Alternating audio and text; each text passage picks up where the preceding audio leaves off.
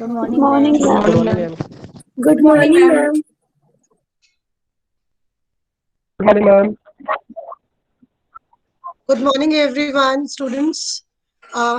जैसा कि आप जानते हैं आपकी हिस्टोरिकल पर्सपेक्टिव्स ऑफ एजुकेशन की क्लास है ये। क्लास में प्रेजेंटेशंस के दौर चल रहे हैं और लक्ष्मी कल हमारा प्रेजेंटेशंस कर रही थी।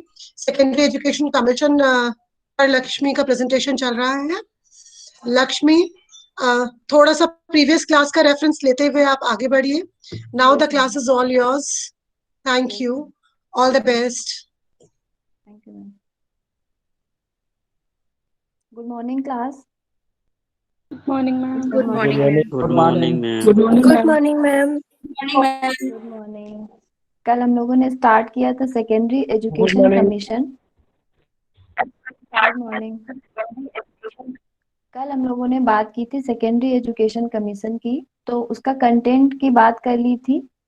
उसका गठन कब हुआ था ये बात कर ली थी। 1951 और 52 में इसकी रिपोर्ट सबमिट की गई थी। फिर हम लोगों ने सामान्य परिचय जाना था लक्ष्मण स्वामी मुदालियर जी का। फिर आयोग में कितने सदस्य थे उनके बारे में बात की थी, कितने शिक्षाविद इस कमेटी में इन्वॉल्व थे। फिर इसके बाद उस समय वर्तमान माध्यमिक शिक्षा में कौन कौन से दोस्त थे उनके बारे में बात कर ली थी। फिर जो नया शिक्षा आयोग माध्यमिक शिक्षा आयोग गठन होने जा रहा था उसके कौन कौन से उद्देश्य रखे जाएं ये हम लोगों ने पढ़ लिया था। और माध्यमिक शिक्षा के क्या क्या उद्देश्य हैं ये बात कर ली थी। फिर आयोग की जो रिकमेंडेशंस हैं उनमें सबसे पहले जो प्रशासन संबंधी सुझाव हैं यहाँ तक हम लोगों ने बात कर ली थी। फिर इन्हीं प्रशासन संबंधी सुझाव में जैसे प्रशासन किस तरीके का होना चाहिए स्कूल का, और प्रशासन के साथ साथ उसका प्रबंधन कैसा होना चाहिए यहाँ तक हम लोगों ने बात कर ली थी। तो प्रबंधन के लिए प्रबंधन के अंतर्गत नेक्स्ट जो बात करेंगे हम लोग वो है वित्त संबंधी सुझाव कि अगर हम कोई भी शिक्षा लक्ष्मी में जा रहे हैं उसमें। Lakshmi yes ma'am. Lakshmi sorry to interrupt, पर मैं एक बात कहना चाह रही थी यस मैम। और ये मैं सभी स्टूडेंट को कहना चाह रही हूँ। सभी स्टूडेंट्स को मैं ये बताना चाह रही हूँ कि क्योंकि आप लोग टीचर्स बनने वाले हैं, जब हम नई क्लास शुरू करते हैं तो हमें इस बात का ख्याल रखना चाहिए कि जब हम आज प्रीवियस क्लास को लेकर के चल रहे हैं तो हमने ये बोलना है कि कल हमने इस टॉपिक को शुरू किया था, उसको मैं थोड़ा सा रिफ्रेश करना चाहूंगी। तो उसी के आधार पे मैं थोड़ी सी कुछ बातें आपसे पूछूंगी, अगर आप लोग प्रयास कीजिएगा तो बताइए कि कल हमने टॉपिक पढ़ा क्या था, ये कमीशन किसने दिया, या जो भी टॉपिक्स आपने उससे रिलेटेड जो भी सब टॉपिक्स आपने पढ़ा दिए उनसे रिलेटेड छोटे छोटे क्वेश्चंस पूछने चाहिए, यानी कि पूर्व ज्ञान को थोड़ा सा चेक करना चाहिए। ये है एक्चुअली नया टॉपिक, नई नई क्लास की शुरुआत करने का तरीका ये है एक्चुअली, है ना। ये नहीं बोलेंगे हम कि हमने कल ये पढ़ा था, परसों ये पढ़ा था, नरसों ये पढ़ा था, इस तरीके से प्लीज, ठीक है। वैसे कोई इशू नहीं कि लक्ष्मी को मैंने टोक दिया, मैं आप सभी को बताना चाह रही हूँ क्योंकि आप टीचर एजुकेटर्स बनने वाले हैं, इसलिए कि जब हम नई क्लास शुरू करते हैं तो हम प्रीवियस क्लास की नॉलेज को चेक करते हैं। उसमें दोनों की चेकिंग हो जाती है, आपकी भी चेकिंग हो जाती है, आपने कैसा पढ़ाया, कितना इफेक्टिव पढ़ाया, और स्टूडेंट्स की भी चेकिंग हो जाती है कि उनकी रिटेंशन कितनी है, उनको कितना समझ में आया, वो किस लेवल के हैं, कितना समझ पाएंगे, आपका विषय कितना उनके दिमाग में आ रहा है। ठीक है, अब इस तरीके से हम लोग नई शुरुआत करेंगे। Okay Lakshmi, over to you. Yes ma'am.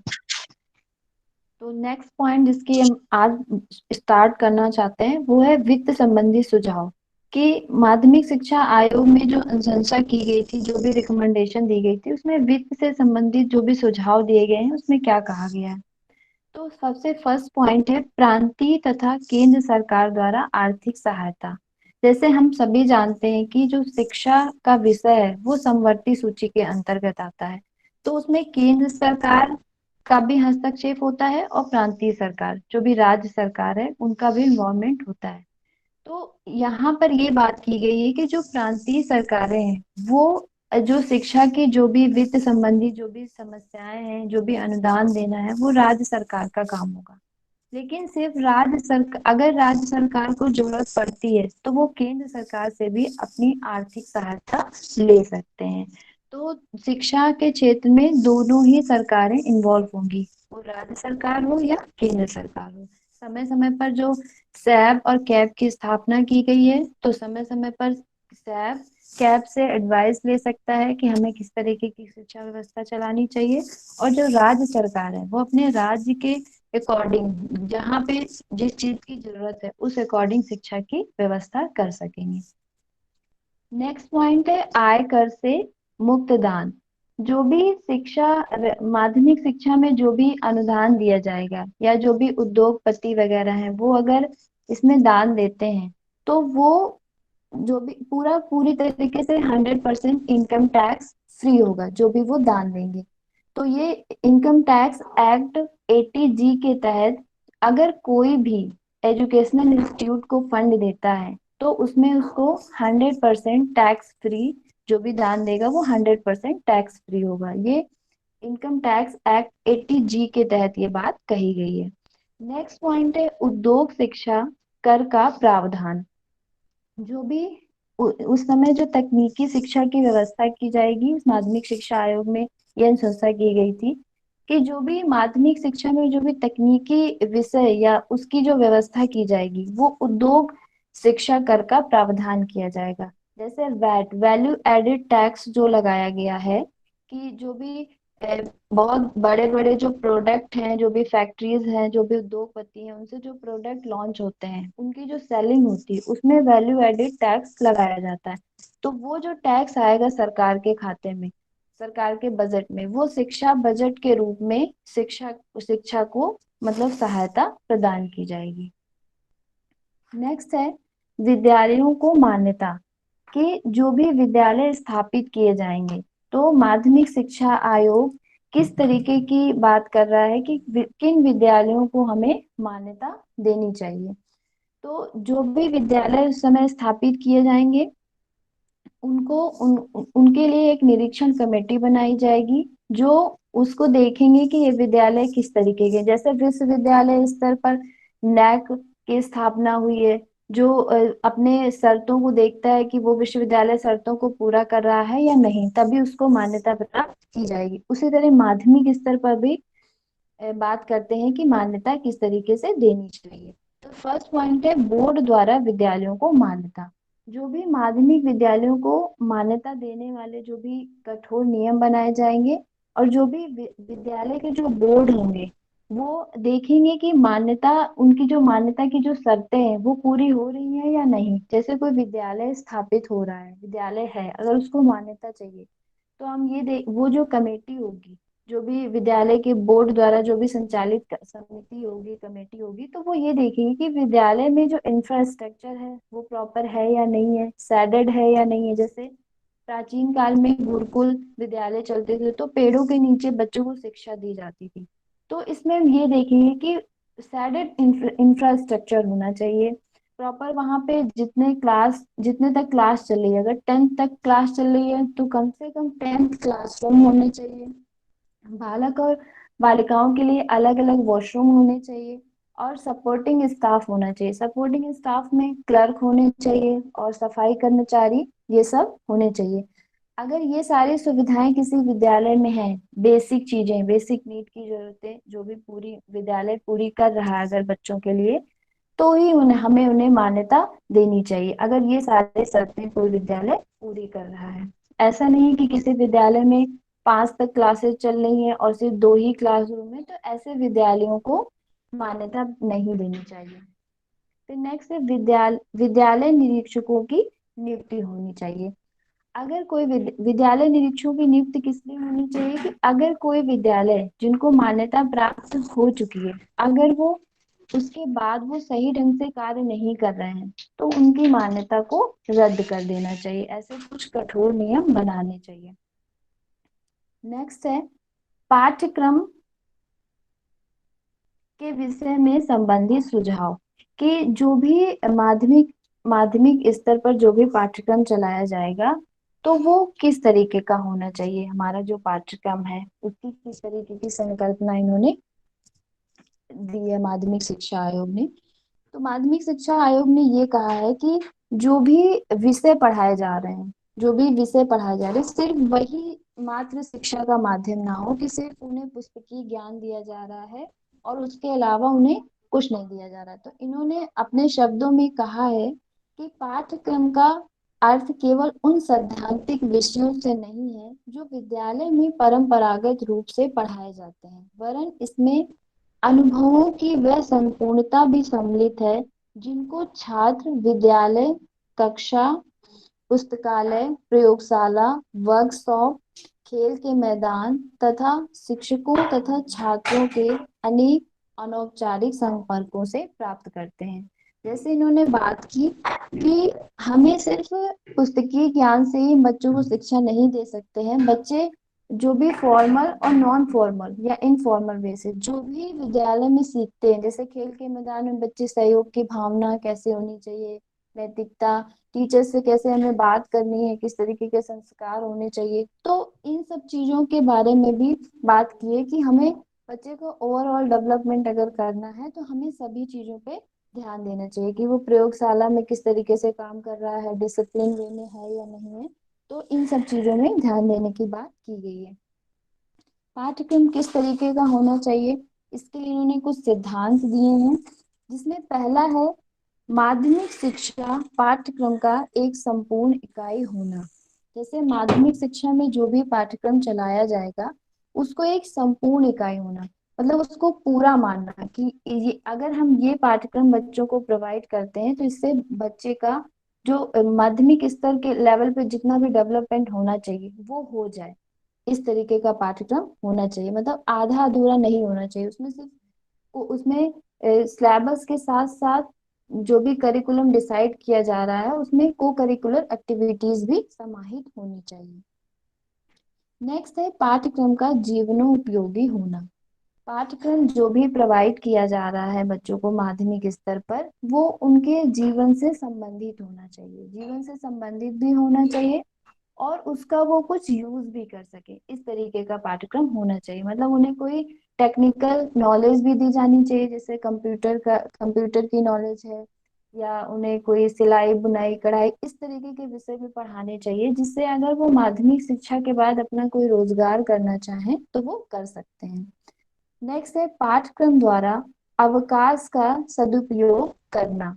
पाठ्यक्रम में कुछ चीजें ऐसी होनी चाहिए, जैसे हमें कोई बच्चों को कोई प्रोजेक्ट वर्क देना है, अगर छुट्टियां हो गई तो इस तरीके की भी उसमें सिलेबस में चीजें ऐड होनी चाहिए कि अगर छुट्टियां हो गई हैं तो हम उन्हें कोई हॉलीडे होमवर्क के रूप में कोई प्रोजेक्ट दे सकते हैं कि आपको ये प्रोजेक्ट करना है, जिससे उन्हें जो अवकाश मिलेगा उसका दुरुपयोग नहीं हो पाएगा, मतलब वो अवकाश के टाइम पे भी शिक्षा में मतलब लगे रहेंगे पढ़ाई करने में।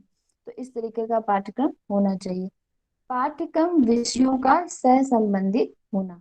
पाठ्यक्रम में जितने भी विषय हैं, मैथ, साइंस, ज्योग्राफी, जितने भी सब्जेक्ट हैं, तो उनमें एक दूसरे में संबंध होना चाहिए। कोई ऐसा सब्जेक्ट नहीं है जिसमें एक दूसरे से संबंध नहीं होना चाहिए, सब एक दूसरे से संबंधित होना चाहिए। जैसे अगर हम साइंस में बात करते हैं, न्यूमेरिकल होते हैं, तो मैथ उसमें कहीं ना कहीं इन्वॉल्व हो जाता है। और अगर हम बायोलॉजी सब्जेक्ट की बात करते हैं तो ड्राइंग कहीं ना कहीं उसमें इन्वॉल्व हो जाता है।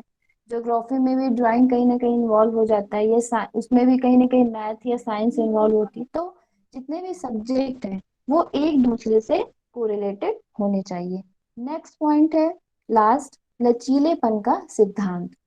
जो भी पाठ्यक्रम बनाया गया है तो उसमें फ्लेक्सिबिलिटी होनी चाहिए। जैसे अगर जीके का सब्जेक्ट है या कोई भी साइंस में नया इन्वेंशन हुआ है तो साइंस सब्जेक्ट में हमें उसमें मतलब चेंजेस करते रहना, मतलब सिलेबस को अपडेट करते रहना चाहिए। ऐसा नहीं कि जो सिलेबस एक बार डिसाइड हो गया वही सिलेबस चलता रहेगा। उसमें ऐसा होना चाहिए कि अगर कोई, जैसे अभी वर्तमान में जो प्राइम मिनिस्टर हैं, अगर 5 साल बाद फिर वो चेंज हो जाएंगे या चीफ मिनिस्टर हैं चेंज हो रहे हैं, तो उनको टाइम टाइम पे अपडेट करना चाहिए। स्पोर्ट्स में किसको अवार्ड मिला है, इस तरीके की चीजें मतलब अपडेट करते रहना चाहिए। ऐसा नहीं कि जो पाठ्यक्रम चल रहा है वही चलता रहे। तो समय समय पर हमें करिकुलम को अपडेट करते रहना चाहिए। नेक्स्ट है माध्यमिक शिक्षा की संगठनात्मक व्यवस्था, कि माध्यमिक शिक्षा के जो संरचना है वो किस प्रकार की होनी चाहिए। माध्यमिक शिक्षा की अवधि 7 वर्ष होनी चाहिए। इस आयोग के थ्रू ये डिसाइड किया गया है कि जो भी माध्यमिक शिक्षा का जो टाइम पीरियड है वो 7 वर्ष का होना चाहिए। तो इसमें फर्स्ट है जूनियर माध्यमिक शिक्षा, जो 3 वर्ष की होनी चाहिए, जिसमें 6th 7th 8th क्लास आएंगे। फिर नेक्स्ट है उच्चतर माध्यमिक शिक्षा, जो 4 वर्ष की होनी चाहिए, जिसमें 9th 10th 11th और 12th आएंगे। तो इस तरीके से इन्होंने डिसाइड किया कि जो माध्यमिक शिक्षा है वो 2 वर्गों में होनी चाहिए, जूनियर और सीनियर।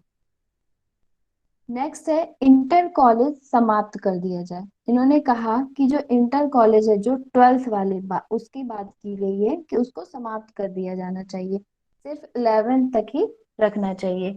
ये बात सर्जेंट कमीशन में भी कही गई थी कि इंटर कॉलेज को समाप्त कर दिया जाए और जो 12th है उसको स्नातक के साथ सम्मिलित कर दिया जाए, 12th को हटा दिया जाए माध्यमिक शिक्षा से। ये बात सर्जेंट कमीशन में भी कही गई थी। नेक्स्ट है स्नातक की अवधि 3 वर्ष कर देनी चाहिए। जैसे पहले स्नातक कोर्स 2 वर्ष का हुआ करता था, तो इसमें बोला गया है कि जो स्नातक की अवधि है उसको 30 वर्ष कर देना चाहिए। और स्नातक में प्रवेश लेने से पहले बच्चों को 1 वर्ष का पूर्व विश्वविद्यालय कोर्स रखा जाए। तो विश्वविद्यालय में प्रवेश करने से पहले उन्हें एक तरीके का प्रोविजनल मतलब एक कोर्स रखना चाहिए कि अगर वो उसके योग्य होंगे तो उन्हें स्नातक में प्रवेश दिया जाएगा, वरना नहीं दिया जाएगा। तो पूर्व विश्वविद्यालय कोर्स 1 वर्ष का रखा जाना चाहिए, उसके बाद स्नातक में प्रवेश लेना चाहिए। माध्यमिक शिक्षा की संगठनात्मक व्यवस्था, इसमें बात की गई कि पॉलिटेक्निक कॉलेज की स्थापना होनी चाहिए। पॉलिटेक्निक कॉलेज की स्थापना किस लिए होनी चाहिए? क्योंकि हमने बात की थी कि जो भी माध्यमिक शिक्षा है वो तकनीकी शिक्षा होनी चाहिए, तो इसमें पॉलिटेक्निक कॉलेजों की स्थापना होनी चाहिए, जिससे जो भी स्थानीय उद्योग हैं उनको बढ़ावा मिल सके और जो भी छात्र हैं उनको माध्यमिक शिक्षा के बाद रोजगार मिल सके।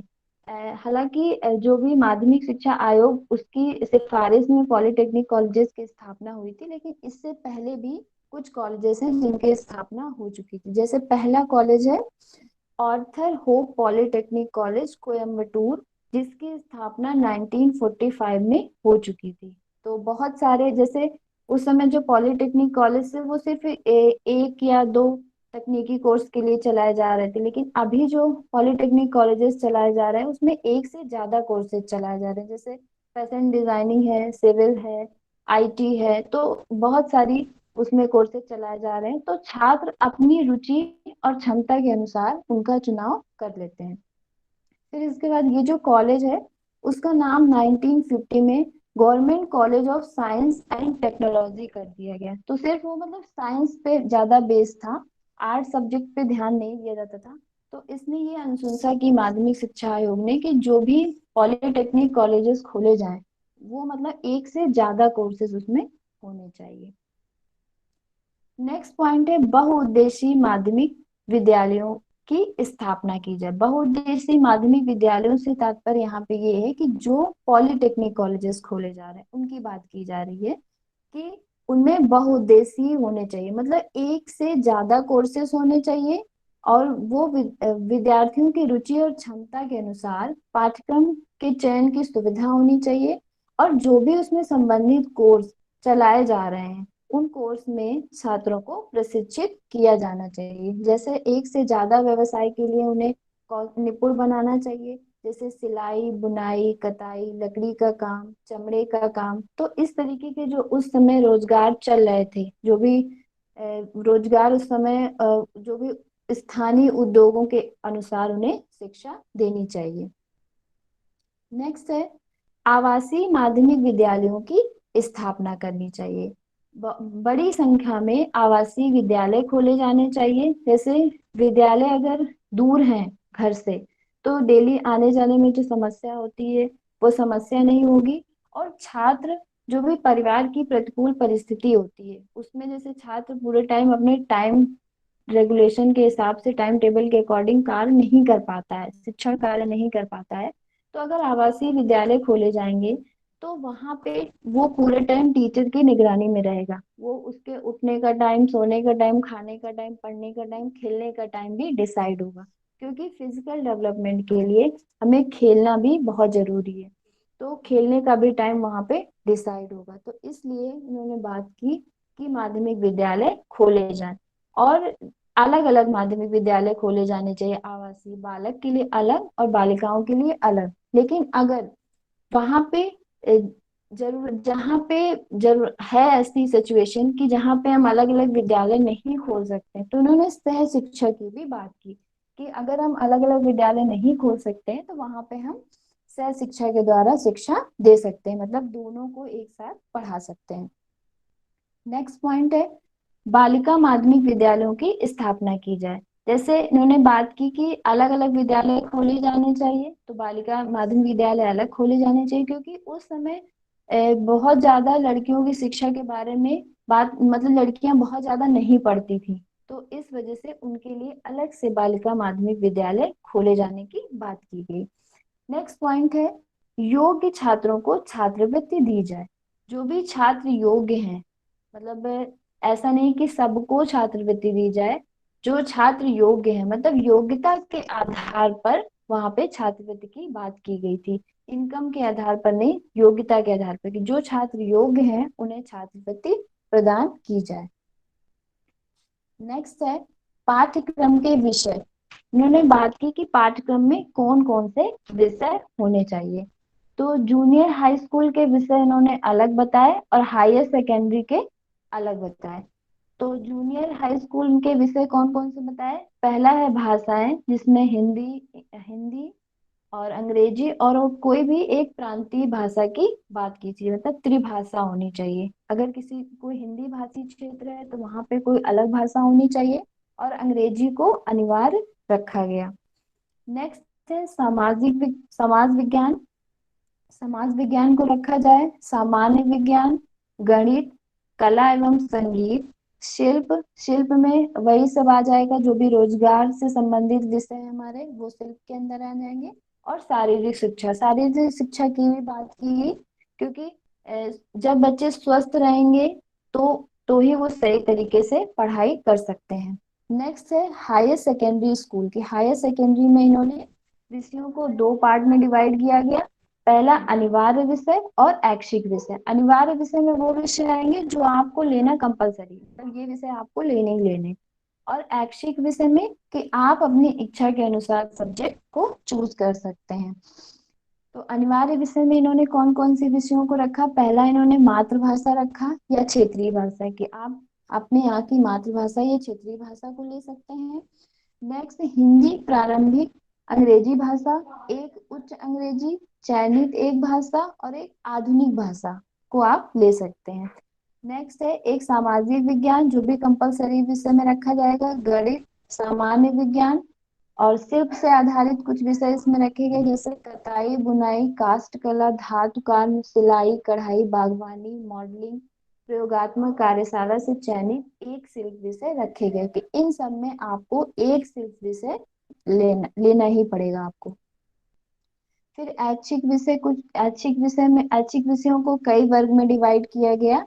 जैसे फर्स्ट वर्ग है जिसमें मानवता शास्त्र, मानवता शास्त्र में बहुत सारे विषय रखे गए, जैसे इतिहास, भूगोल, अर्थशास्त्र, नागरिक शास्त्र, संगीत, इस तरह के विषय मानवता शास्त्र में रखे गए। गृह विज्ञान को भी लड़कियों के लिए अनिवार्य रूप से इसमें रखा गया।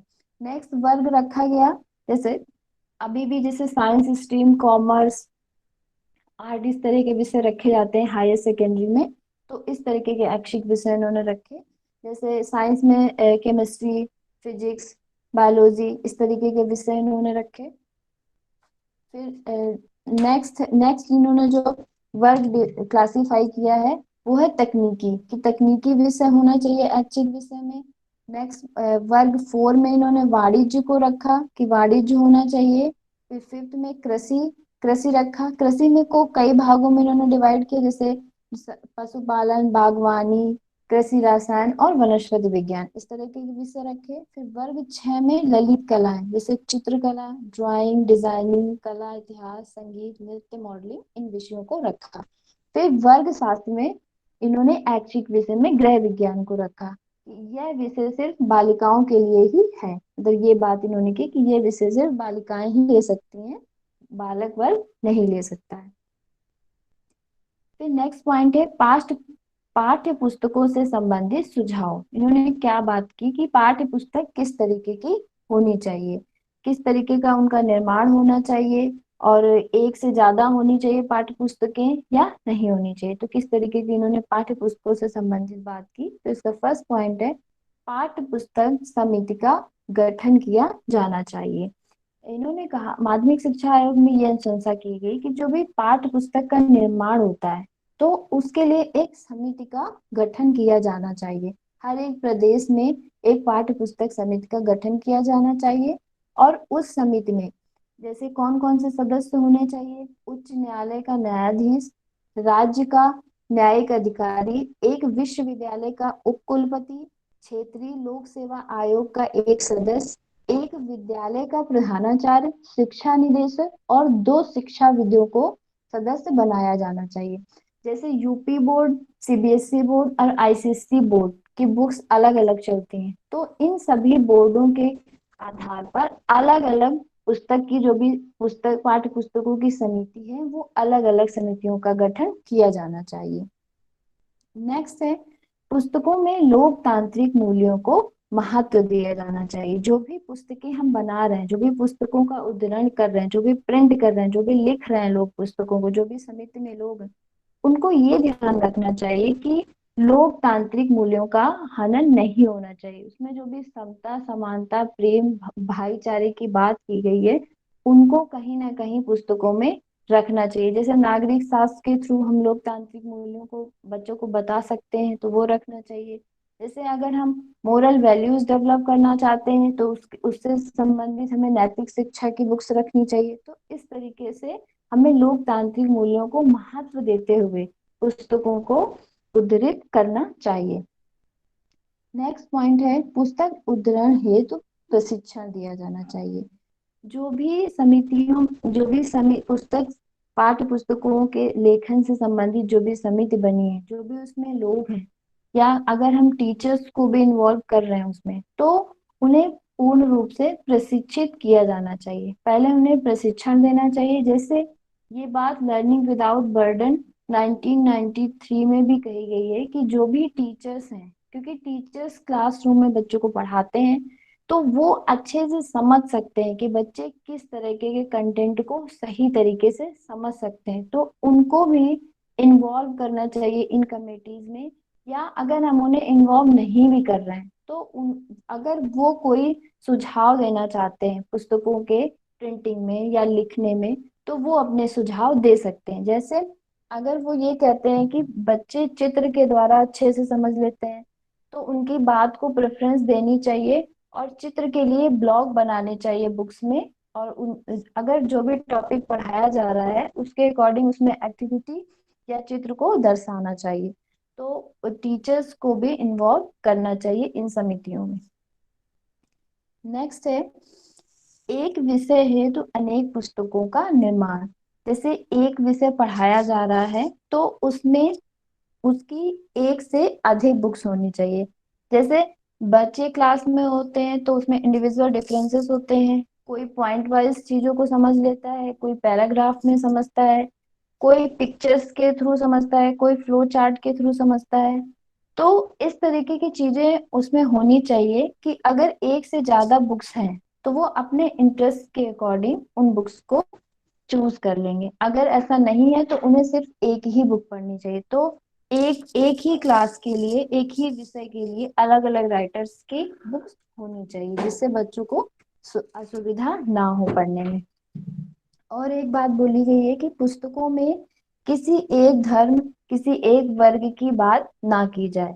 जैसे अभी हम लोग अगर बुक्स देखते हैं एनसीईआरटी की या यूपी बोर्ड की, तो अगर उसमें किसी फेस्टिवल की बात की जाती है तो हमें सारे फेस्टिवल बताए जाते हैं कि ये हिंदू के फेस्टिवल है, ये मुस्लिम के फेस्टिवल है, ये क्रिश्चियन फेस्टिवल है। ऐसा नहीं कि सिर्फ अगर कोई हिंदू राइटर बुक को लिख रहा है या कोई मुस्लिम राइटर बुक को लिख रहा है तो वो सिर्फ अपनी ही मतलब वर्ग की फेस्टिवल्स की बात करें या अपने ही वर्ग की बात करें, तो इस तरीके की बातें बुक्स में नहीं होनी चाहिए जो किसी एक वर्ग के लिए हो। या हम जाति वर्ग की बात ना करें तो अगर बालक या बालिका में कोई इस तरीके की बात बुक्स में नहीं करनी चाहिए जिसमें लड़कियों को अधिक महत्व दिया जाए या लड़कों को अधिक महत्व दिया जाए। तो इस तरीके की बातें नहीं की जानी चाहिए जो किसी एक वर्ग के लिए कही गई हो। नेक्स्ट है शिक्षण विधियों से संबंधित सुझाव, कि जो भी पाठ्य पुस्तक डिसाइड हो चुकी, अब उन पाठ्य पुस्तकों में जो कंटेंट है उसको किस तरीके से डिलीवर करना है बच्चों के सामने, जिससे वो सही तरीके से उस कंटेंट को समझ सके। तो फर्स्ट पॉइंट कहा गया है रटने पर बल ना दिया जाए। जो भी हम पढ़ा रहे हैं बच्चों को वो रोट मेमोराइजेशन नहीं होना चाहिए कि बच्चों ने सिर्फ हमने कंटेंट को डिलीवर कर दिया और उन्होंने पढ़ लिया एज इट इज। उसमें कुछ चीजें ऐसी होनी चाहिए जिससे वो समझ सके, मतलब जैसे एक तरीके का डिस्कशन होना चाहिए जिससे अगर उनके दिमाग में कोई क्वेरी आ रही है तो वो पूछ सके। तो इन चीजों की अनुमति होनी चाहिए, इस तरीके का शिक्षण होना चाहिए। जैसे डिस्कशन मेथड के थ्रू अगर टीचर आपसे कोई क्वेश्चन पूछता है तो उसका आंसर होना चाहिए। इस तरीके की क्लासरूम होनी चाहिए जिससे बच्चों को रटने पर बल ना दिया जाए कि वो सिर्फ एज इट इज रट लें, मतलब वो चीजों को समझ लें। इस तरीके की शिक्षण विधियों द्वारा हमें पढ़ाना चाहिए। नेक्स्ट है बच्चों की सक्रिय साझेदारी। बच्चे जब क्लास में पढ़ रहे होते हैं तो टीचर अगर सिर्फ व्याख्यान विधि लेक्चर मेथड द्वारा पढ़ाता है तो वो सिर्फ सुनते रहते हैं, उसमें पार्टिसिपेशन नहीं होता है। तो अगर हम डिस्कशन मेथड द्वारा पढ़ते हैं तो बच्चों की सक्रिय भागीदारी होती है, सारे बच्चे एक्टिव रहते हैं उस समय कि किसी से भी पूछा जा सकता है क्वेश्चन। तो डिस्कशन मेथड द्वारा ही बच्चों को पढ़ाया जाना चाहिए। नेक्स्ट है दृश्य श्रव्य साधनों का उचित प्रयोग। जो भी टीचिंग लर्निंग मटेरियल हम यूज कर रहे हैं क्लासरूम में उस टाइम पे, तो वो दृश्य श्रव्य साधन होना चाहिए। क्योंकि अगर हम एक से ज्यादा इंद्रियों का प्रयोग करते हैं किसी भी चीज को सीखने के लिए तो वो जो भी ज्ञान होता है वो स्थायी हो जाता है। तो हमें जो भी टीचिंग लर्निंग मटेरियल प्रोवाइड कर रहे हैं वो ऑडियो विजुअल होना चाहिए जिसमें दिखाई भी दे और सुनाई भी दे उन्हें। तो जब एक से ज्यादा इंद्रियां इन्वॉल्व होंगी तो वो ज्ञान उन्हें स्थायी हो जाएगा। नेक्स्ट है सभी छात्रों के लिए उपयोगी शिक्षण विधियों का प्रयोग। जैसे क्लास में कई तरीके के बच्चे होते हैं, कुछ एवरेज होते हैं, कुछ बिलो एवरेज होते हैं और कुछ अबव एवरेज होते हैं। तो जो भी टीचर शिक्षण विधि अपना रहा है वो ऐसी होनी चाहिए जो सभी बच्चों के लिए लाभदायक हो। ऐसा नहीं कि वो इस मेथड से पढ़ा रहा है कि कुछ जो अबव एवरेज बच्चे हैं वो तो समझ ले रहे हैं लेकिन जो बिलो एवरेज बच्चे हैं वो नहीं समझ पा रहे हैं। तो इस तरीके की शिक्षण विधि अपनानी चाहिए जिससे सभी बच्चों को लाभ हो सके और जो भी कंटेंट डिलीवर किया जा रहा है वो सभी बच्चों को समझ में आए। जैसे कुछ बच्चे सिर्फ लेक्चर मेथड द्वारा ही समझ जाते हैं लेकिन कुछ के लिए ब्लैक बोर्ड का यूज करना पड़ता है। तो जहाँ पे नीड हो कि हाँ अगर हम कोई न्यूमेरिकल समझा रहे हैं तो अगर वो ब्लैक बोर्ड पे समझाने से ही समझ में आएगा कुछ बच्चों को तो हमें वो सारे मेथड इन्वॉल्व करने चाहिए। नेक्स्ट है प्रायोगिक विषयों में प्रयोग विधि द्वारा शिक्षण। जो भी प्रायोगिक विषय हैं जैसे साइंस के जो सब्जेक्ट्स हैं फिजिक्स केमिस्ट्री या बायोलॉजी या ज्योग्राफी भी अगर हम साइंस में इन्वॉल्व अब हो गया है तो अगर इस तरीके के सब्जेक्ट हैं तो उन्हें प्रयोग विधि द्वारा ही पढ़ाना चाहिए। अगर केमिस्ट्री में हम कोई चीज पढ़ा रहे हैं, कोई प्रयोग पढ़ा रहे हैं तो उसके लिए प्रयोगशाला होनी चाहिए और उससे रिलेटेड उसमें इंस्ट्रूमेंट होने चाहिए जिससे हम बच्चों को जो भी सिद्धांत या प्रिंसिपल पढ़ा रहे हैं वो लैब में ले जाके उन्हें प्रयोग करवा सके जिससे वो अच्छी तरीके से उन चीजों को समझ सके। नेक्स्ट है शिक्षण विधियों के माध्यम से छात्रों का समग्र विकास होना चाहिए। अगर हम कोई कंटेंट उन्हें पढ़ा रहे हैं और उन्हें एक विधि द्वारा समझ में नहीं आ रहा है तो हमें दूसरी विधि का प्रयोग करना चाहिए। जैसे कोई चीज ऐसी है जिसको हम ला नहीं सकते, दिखा नहीं सकते हैं साक्षात प्रत्यक्ष रूप से अगर हम उसे नहीं दिखा सकते हैं तो हम उसे कोई चार्ट या मॉडल के थ्रू लाके क्लास में दिखा सकते हैं या कोई हम प्रेजेंटेशन के थ्रू उन्हें दिखा सकते हैं। तो इस तरीके की चीजें हमें करनी चाहिए जिससे छात्रों का पूर्ण रूप से विकास हो। अगर हम खेल के द्वारा अगर हम उन्हें कोई चीज सिखा सकते हैं तो हमें उन विधियों को भी ध्यान में रखना चाहिए। नेक्स्ट है छात्रों में स्व अध्याय की प्रवृत्ति का विकास करना। छात्रों में हमें ऐसी चीजें डेवलप करनी चाहिए जिससे वो मतलब सेल्फ अपना स्टडी कर सके।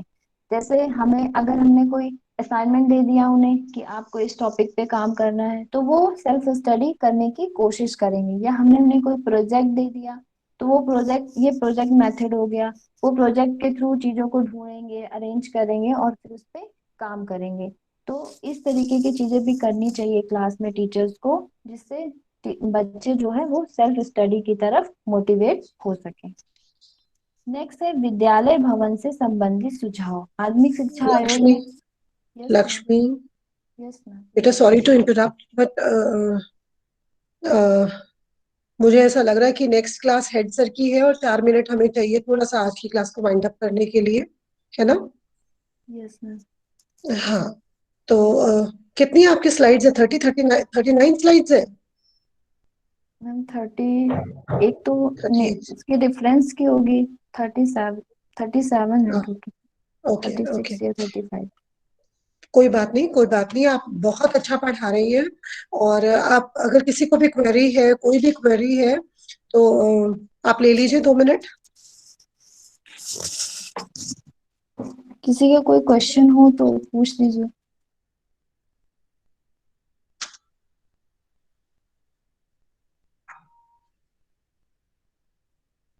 किसी को कोई क्वेरी है, कोई क्वेश्चन है तो पूछ लीजिए। संजय आप यस क्लास में मैम, है? वीरेंद्र मैम। हाँ, नहीं संजय क्लास में है? ठीक है। Ma'am, yes ma'am. Abhishek class में है? संजय को सिर्फ अटेंडेंस लगाने से मतलब है। जैसी अटेंडेंस की बारी आती है संजय तुरंत, नेहा सर अटेंडेंस देखना। यस मैम देख रहे हैं। जी मैम। हाँ हाँ, जरा नोट डाउन कर लेना बेटा, एक स्क्रीनशॉट चाहिए होगा। ठीक है। आ, किसी को कोई क्वेरी है? वीरेंद्र आप कुछ पूछना चाह रहे थे, आप पूछ लीजिए। यस मैम, पहला पॉइंट जो बताया था इन्होंने, वित्त संबंधी सुझाव में आयकर से मुक्त दान और दूसरा उद्योग शिक्षा कर का प्रावधान, ये थोड़ा समझ में कम है मैम। अच्छा, उसमें जो एडेड कॉलेज की बात की गई थी माध्यमिक स्तर पर, तो जो इनकम टैक्स एक एक्ट आया था 80G, तो उसके तहत ये बात की गई थी कि जो भी उद्योगपति अगर उसमें कोई दान देते हैं, जैसे कोई किसी भी विद्यालय में अगर वो कर देते हैं तो उस पर कोई टैक्स नहीं पड़ेगा। वो कितना भी चाहे दान कर सकते हैं, टैक्स फ्री होगा। ये था। और उद्योग उद्योग शिक्षा कर ये यहाँ पे ये बात की गई थी कि जो भी फैक्ट्रीज हैं बड़ी बड़ी, उनसे जो प्रोडक्ट लॉन्च होते हैं उसमें थोड़ा बहुत टैक्स लगाया जाता है, वैल्यू एडेड टैक्स। तो वो जो वैल्यू एडेड टैक्स सरकार के खाते में जाता है वो सीधा शिक्षा के रूप में, मतलब शैक्षिक बजट के रूप में शिक्षा में उपयोग किया जाता है। ये बात की गई थी। आया समझ में? जो सबको समझ कंपनियों में के आया? द्वारा, हाँ, जो कंपनी है या बड़े बड़े उद्योग धंधे हैं उनसे जो प्रोजेक्ट लॉन्च होते हैं उनमें कुछ टैक्स लगता है, तो वो जो जी जी, वैल्यू एडेड टैक्स होता है वो कहीं ना कहीं शिक्षा के रूप में उपयोग किया जाता है। ये उन्होंने ठीक, बात की थी थैंक यू। कि ऐसा होना चाहिए। सुझाव है, सुझाव है ना? Yes ma'am. Yes ma'am. और किसी को कोई क्वेरी है?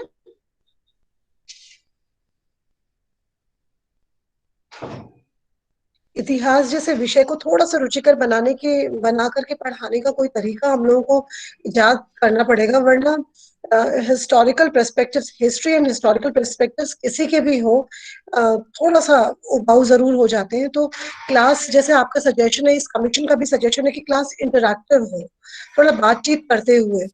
सोनली अगर टीचर ही सब कुछ बताती चली जाती है ना, पता पढ़ाने का हिस्ट्री का तरीका होना चाहिए। मेरे को ऐसा लगता है कि एक टॉपिक कह दिया जाए कि कल इसके बारे में चर्चा करेंगे, तो फिर जब चर्चा करेंगे तो सबका उसके साथ कंट्रीब्यूशन होगा, स्टूडेंट्स का भी पार्टिसिपेशन और टीचर्स का भी पार्टिसिपेशन, तो क्लास थोड़ा सा उबाऊ नहीं होगी। वरना हिस्ट्री की 40 मिनट की क्लास बहुत उबाऊ हो जाती है, सुनने वाले सुनते रह जाते हैं और वो स्वप्न लोक में पहुंच जाते हैं। बोलना है जिसको बोलना है, टीचर है उसका फर्ज है बोलना, तो वो बोलता ही रहेगा। स्टूडेंट्स के 100% लर्निंग की रिस्पॉन्सिबिलिटी टीचर चाहते हुए भी नहीं ले पाता अगर इस तरीके से पढ़ाता है तो। लक्ष्मी ने बहुत अच्छा पढ़ाया, लक्ष्मी तुम इसको अपने ऊपर ही मत लेना। मैं हर रोज देख रही हूँ एक प्रेजेंटेशन, लेकिन प्रेजेंटेशन में हम लोग बिल्कुल चुप बैठे रहते हैं। और हिस्ट्री में थोड़ा सा इंटरैक्टिव अगर हो जाएगा तो हिस्ट्री को फिर रुचिकर बनाया जा सकता है, ये मेरा अपना मानना है पर्सनली। जबकि मैं एक साइंस की स्टूडेंट हूँ, मैं चाहती हूँ कि इस विषय को थोड़ा सा रुचिकर बनाने का हम तरीका सोचे। एक दिन इसी पर चर्चा करेंगे, मैं समझ रही हूँ। आप लोग तो जैसे पढ़ रहे हैं, आने वाले सत्र में आने वाले छात्रों के साथ सोचते हैं इसके साथ थोड़ा सा कुछ डिफरेंट किया जाए, है ना, जिससे ये उबाऊ ना रहे। बाकी क्लास में आप हैं तो मीटिंग में 10 बार लेफ्ट करके 10 बार ज्वाइनिंग मुझे अपसेट करती है, थोड़ा सा इस चीज को अवॉइड करें। कुछ स्टूडेंट है वो, खास तौर पे 2 बच्चों को आज मैंने नोटिस किया, एक आदर्श 2 बार मीटिंग से आउट हुए और संजय की गिनती मुझे नहीं पता कितनी बार ये क्लास से गया। नेटवर्क को दोष मत दीजिए संजय, आप देहात में नहीं रह रहे। मैंने कई बच्चों को इस मीटिंग में देखा कि खुले मैदान के नीचे, आलोक को देखा मैंने और एक और बच्चे को मैंने देखा कि वो पेड़ के नीचे मीटिंग ले रहे हैं, है ना। तो प्लीज थोड़ा सा इस चीज को, आप नेटवर्क को हमेशा दोष नहीं दे सकते। आप कानपुर में थे तो आपका नेटवर्क का इशू था, आप कहीं और है अभी तो नेटवर्क का इशू है, ये सब बहाने हैं। थोड़ा सा बहानों से बच करके चलिए, ठीक है। With this I and today's class. Thank you so much students. Thank you, ma'am. Thank you, Thank you, ma'am. ma'am. Thank you, ma'am. Thank you, ma'am. Thank you, ma'am.